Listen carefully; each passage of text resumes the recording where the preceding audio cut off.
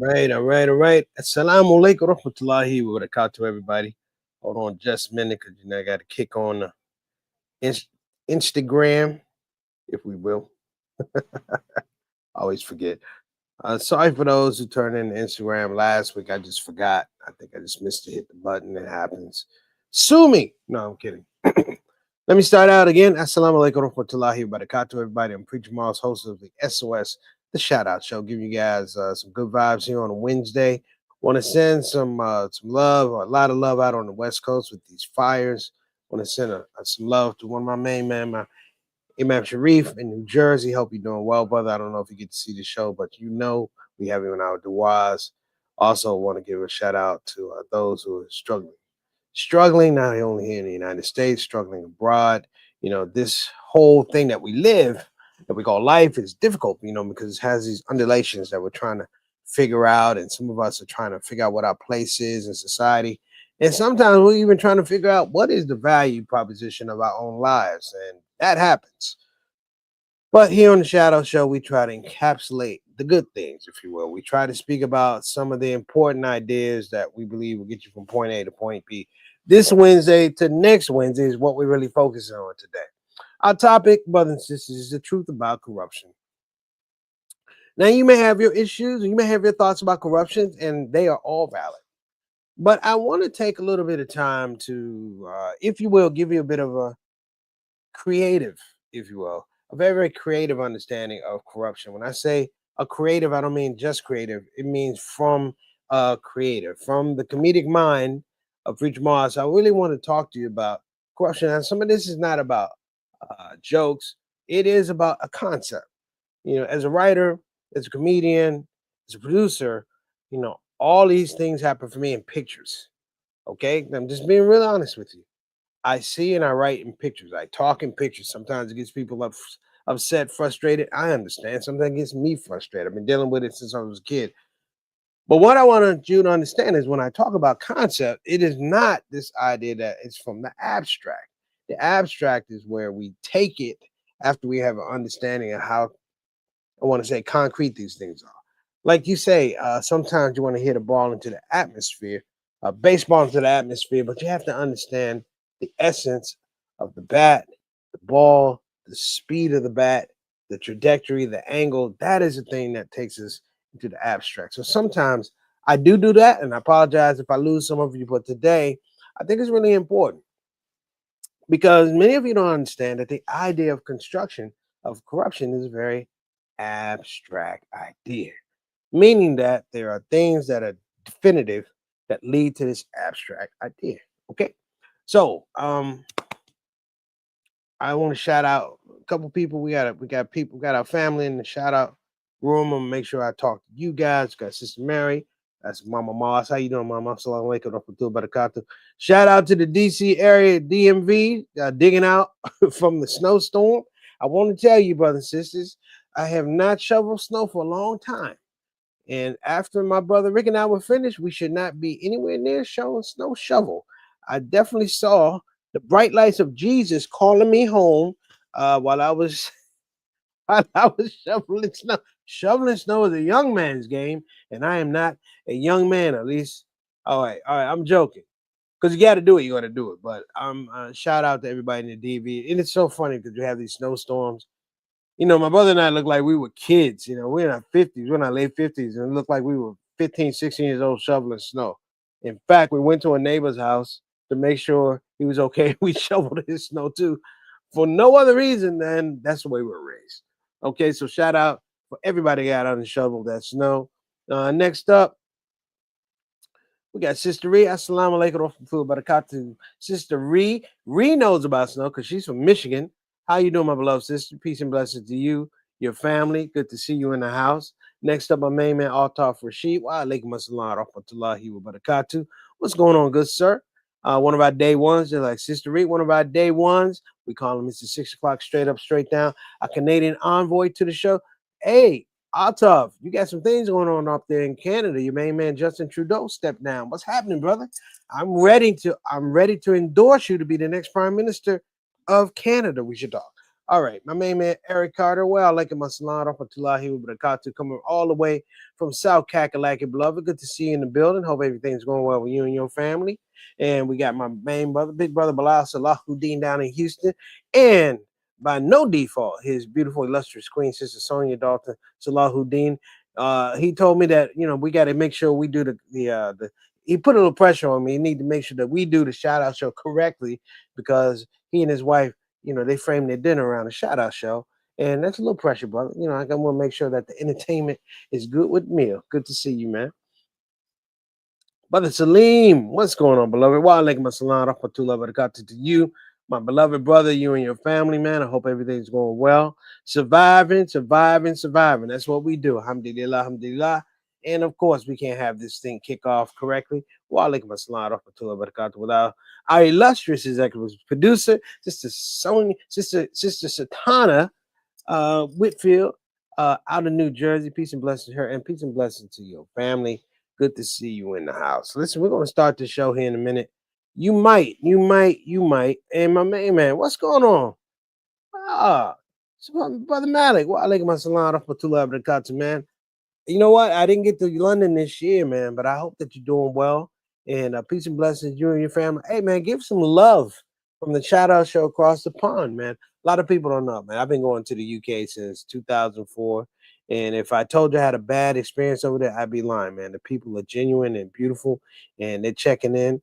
And in fact, it's the time we need to do a welfare check on Sister Rabina over there. Make sure she's all right. Alhamdulillah. All right, look, we're gonna be right back after these messages. Don't you move. This is just shout out show talking about the truth about corruption. We'll be right back. Okay, I guess we're not back, Satan. Are we going? Satan, are we going?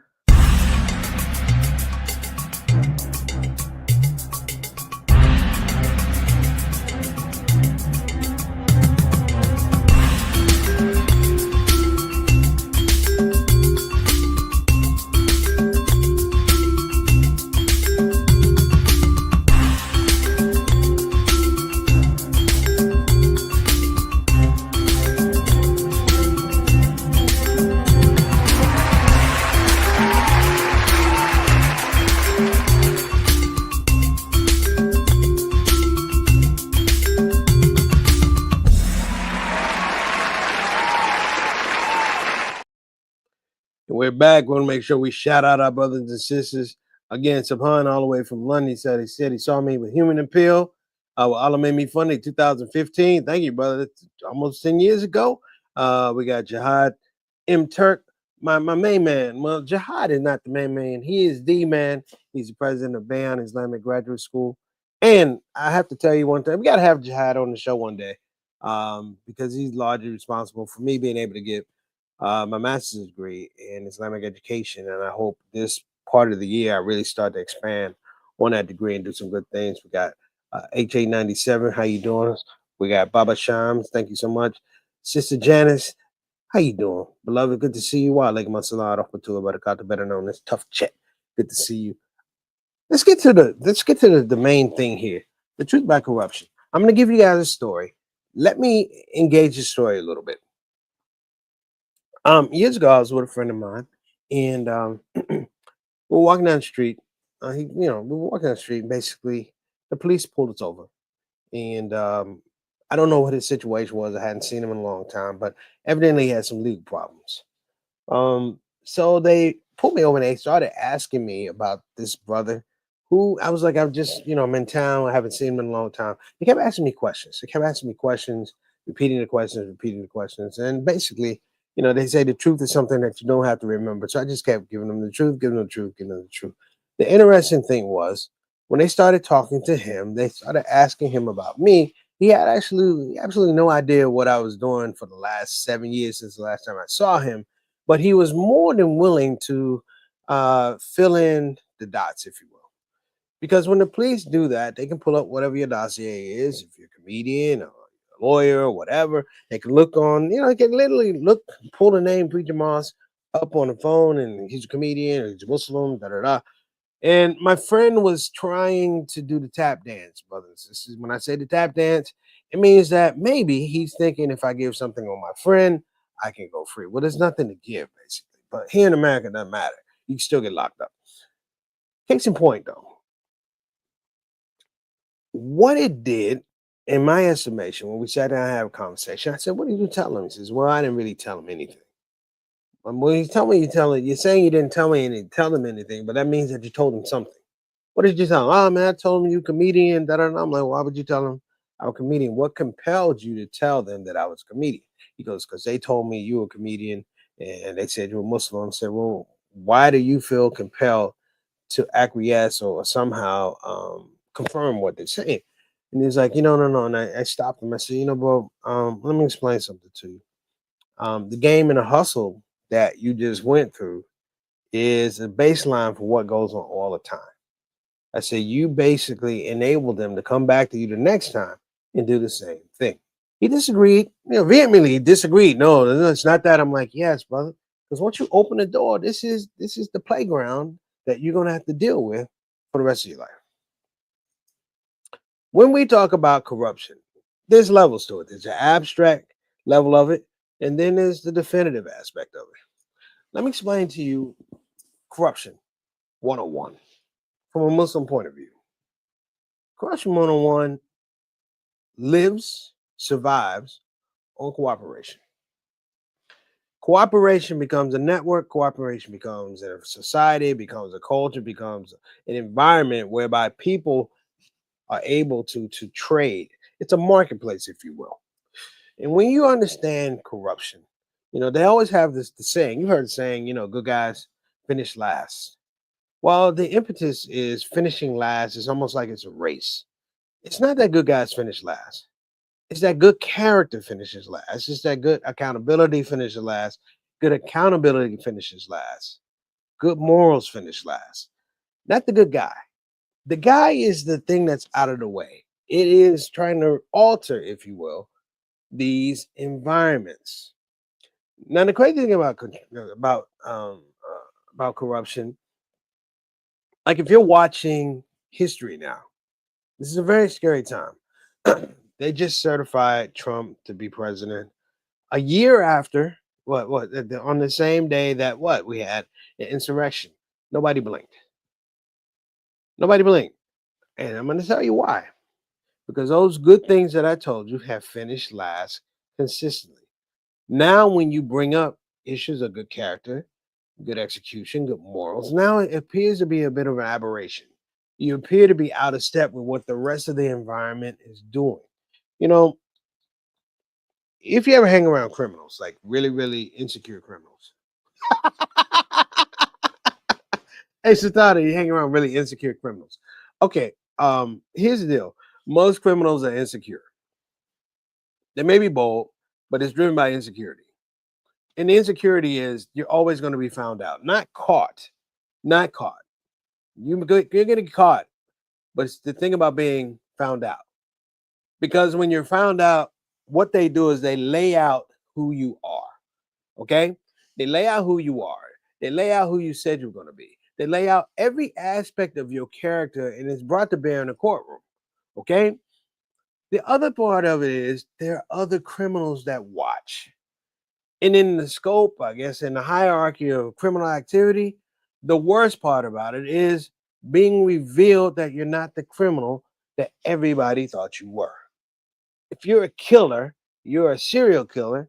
Well, if you killed 30 people, it's not as good as if you killed 50 people. If you said you killed 60 people, but you only killed 40 people, people begin to guess what?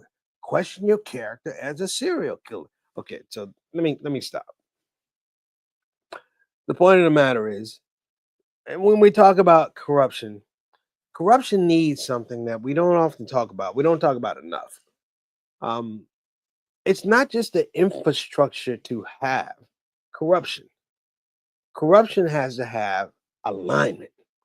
And that alignment, brothers and sisters, cannot be other corruption. That alignment has to be good character, good morals, good execution. Somehow, some way, we have to take these two things that corruption somehow can supersede these things. And if it can't supersede them, worse, we can compromise them. That the good can now be used for bad. We see this in the Quran all the time. That something good can be corrupted for the bad. Well, here's the thing that I want you to understand. And I say this in just speaking from a really honest place. I've seen people get sucked into corruption. One of the saddest things that you can do in Hollywood is see somebody who came there with good character and uprightness, and they didn't drink, they didn't do drugs, they didn't hoe around, and then you see them 10 years later or 5 years later, and the game's got them. The game has made them to the exact same thing they didn't want to be, and that's the whole scope of corruption. It's not a meritocracy. It's a reverse meritocracy. It's a dyslexic type of meritocracy because it's built upon the fact that I can deny you the things that will give you credibility. And when you look at what we see now in politics, people are denied credibility. And when you deny credibility, you deny plausibility. We began to think that you can't do these things. Biden and Trump, two different animals, but are they really two different animals? If you put them in the scope of American politics, are they really two different animals?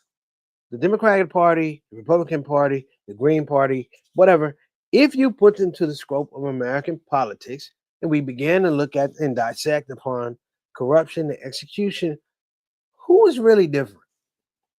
Who is really different? Because all of them are built upon pointing the finger, political snitching on one another, that everybody is trying to get the same thing. Everybody wants power. They'll tell you it's about equality, they'll tell you about that, but they want power. To give you those things, they need power. And to take power from you is like you have to give away some of your credibility and accountability. And you have to believe in people and think that they're going to be able to do the things that you could do. But the illusion is they're going to do it on your behalf. That somehow the alignment of your personal self-interest and their self-interest, somehow we're going to meet at the crossroads. We're going to change the world. It doesn't happen like that. Never has, never will. Now, the one thing about corruption, and I'm going to say this real quick. One thing about corruption in America, listen very closely. The one thing about corruption in America is that American corruption hates Black people. It hates Black people. Not for the reasons you think. It's not that Black people don't do crime. I didn't say crime. I'm talking about corruption now. I didn't say crime. I'm talking about corruption. We do crime. We don't do corruption well because corruption involves certain levels of power. And we're not at those levels of power. On the flip side, corruption, for the most part, has had a very, very difficult time with doing away with good character, good execution, and good accountability in the African American community. Some would even say, I would even say, that Islam in America has created yet another conundrum for corruption here in the United States because now you have a book, you have an example that is so far away from corruption and is pure that it causes corruption to have to say, I have to corrupt everything around those people. I have to corrupt everything around those ideas. Here's where the rubber meets the road. For people like African Americans, African American Muslims, immigrant Muslims in many regards, Native Americans, but I would say more so African Americans, African American Muslims, and Native Americans. The fact of the matter is, we have mastered our levels of disagreeableness. We understand the art of being disagreeable. And part of that art of being disagreeable is we're not given over to we want to be likable. We want to be agreeable. We don't. Our characters is not Our history does not care. It doesn't cater to that. We don't have that. This whole idea in the Trump era, even the Biden era, of the happy slave. Let me tell you something about the happy slave. The narrative of the happy slave is not that they were happy with slavery. The narrative of the happy slave was that, in spite of slavery, they found joy in the things that this situation brought them: family, culture, education, and in many regards, power. I mean, meaningful power. So when you get in that space, the American Constitution has nothing to do with us. The Bill of Rights has nothing to do with us because they are substandard writs that basically say in a the basic substandard writs that basically say that it's applicable except to those people because those people have mastered being disagreeable. We have been disagreeable to the point that we produce lawyers, doctors, engineers, civil rights leaders, American Muslim dialogue. We've produced a president from the groundswell of being disagreeable. Now you can look at the history of Europe. You can look at the history of the United States. The United States has always had a problem with that. And the fact of the matter is, when you deal with corruption, you can't be disagreeable. It's the one trait that corruption will not allow. It means that everybody has to be amenable to what's going on. You know, if 5 guys rob a bank and they run out, the disagreeable person goes, "They're robbing the bank." Guess what you think happens to the disagreeable person? Well, we're not going to throw that there. Okay. I'm going to move off of that. We're going to continue our series on 12 things Muslims need to do during the Trump era. Sister Zatanna, can you throw up number 10, please? Number 10. Stop acting like you being a Muslim is going to change these devils. It will not change these devils. The fact that religiosity or religious correctness or the pursuit of scholarly information, that you are a student of knowledge, it makes you even more a threat, even more disagreeable, because now you have a moral compass. They're not going to stop being devils. You know what? And let me say this. And I'm not speaking on behalf of Shaitan. I'm like, I'm not speaking on behalf of Shaitan. I'm going to say this. Shaitan gets a bum rap in some regards. He gets a bum rap in some regards because if you're looking at the whole idea of Shaitan and evil as a concept, there's permissibility for him to do what he does. He was a jinn. And the understanding of jinns don't, there's no right or wrong for jinn, it's just execution. As a jinn, he's been ordained. He has a charter to do evil all over the world. This is his job. He has permissibility. He has conversations with the Most High about what he's trying to do. And the Most High goes, well, go ahead and do it. Right? Now, on the other side, people who are not Shaitan, but do take on Shaitanistic characteristics and ideals, in the same way, once you get down to the deep root of it, they can't change.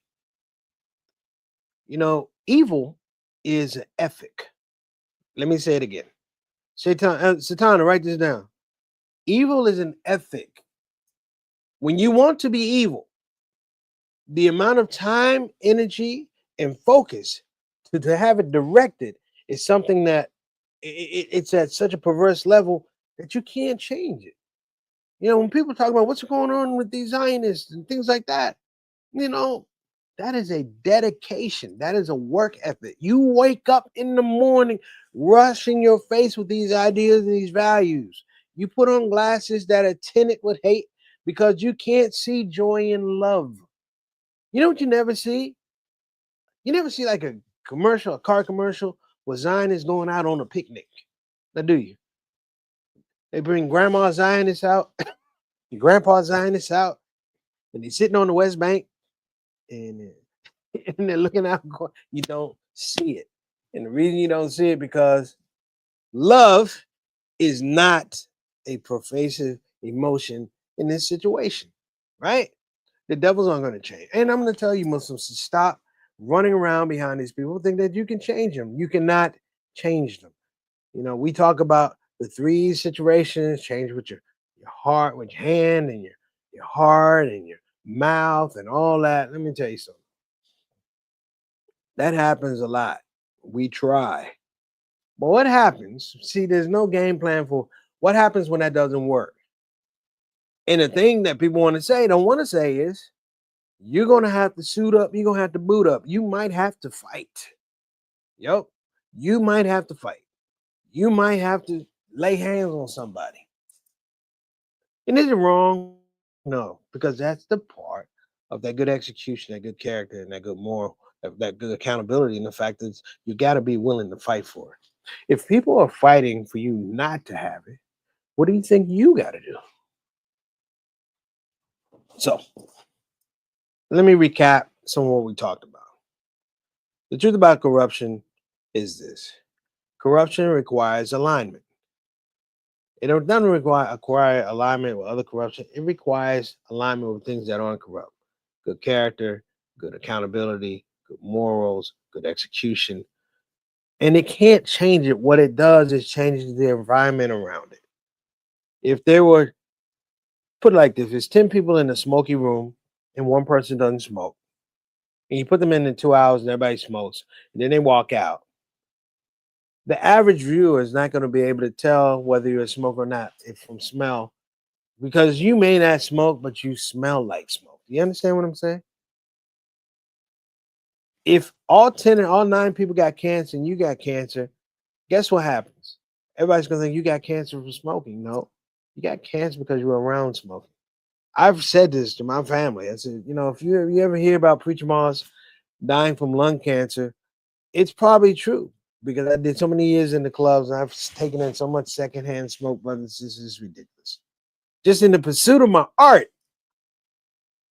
But here's the thing: it does matter. Environments matter. And corruption, the funny part about corruption is like a kid. That it tells a lie and then it spends as much time trying to untell that lie as it told the lie. Meaning that when corruption does something, it's vain. When it robs, when it steals, when it insurrections, the first thing they want you to do, or the first thing they want you to do is they want you to not think that it happened. And if they can't get you to think that it happened, they're worried about the people that come behind you to make sure that whatever this is, it looks normal. The selling of normalcy by corruption is the thing about you. It's a deep concept. That corruption needs normalcy. It needs that alignment. You know, you ever watch a movie and they're doing all kind of terror in the house, and the neighbor knocks on the door. Is everything all right? I heard some noise, and the killer goes, "Oh no, we're fine. We're just playing Fortnite." And it closes the door and it goes back to the corruption and the terror. Well, welcome to the United States, brothers and sisters. We are behind the door. So believe me when I say this, do not think you're going to change these devils. It's not your job. It's an ethic. Evil is an ethic. Unless your ethic usurps that ethic, good luck. So we're going to get ready to get out of here. You guys have been amazing. Appreciate you. Shout out to my main man, Imam Sharif. Get better soon. Reports, I have to do my reporting. Sister Tana for me that we did lose a masjid in the California fires. We also lost a synagogue. Any house of God that's lost is a true loss. Hopefully, big shots out. I got a lot of people out in California. Hopefully that situation with wildfires does resolve itself, but it does look tough. Sister Tana, can you throw that up, that graphic?